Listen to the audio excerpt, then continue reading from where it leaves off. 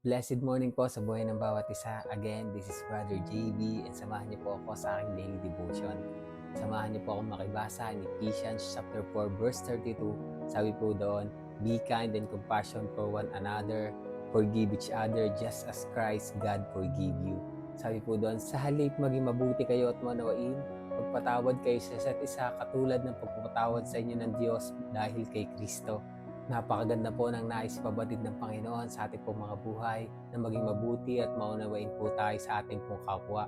Huwag po tayong magtanim ng galit sa bawat isa at magpatawad po tayo kung tayo po ay nakagawa ng kamalian sapagkat tayo din po ay pinatawad ng Panginoon sa ating pong mga kasalanan.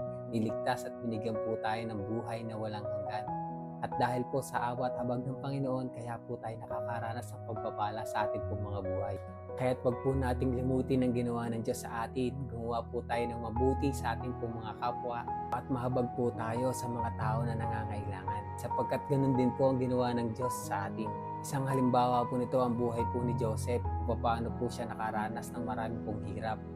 Pinangkampatayin po siya ng kanyang mga kapatid, ipinagbili at naging alipin, inakusahan at nakulong, subalit na natili siyang mabuti at hindi niya sinisi ang kanyang mga kapatid. Sa halip, tinulungan niya ang mga ito na magkaroon ng pagkain sa panahon ng taggutom sapagkat nagtitiwala siya sa kalooban ng Panginoon sa kanyang buhay.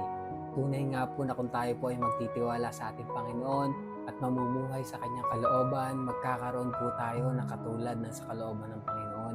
Mamahalin natin ang ating kapwa katulad ng pag-ibig natin sa ating pong Panginoon.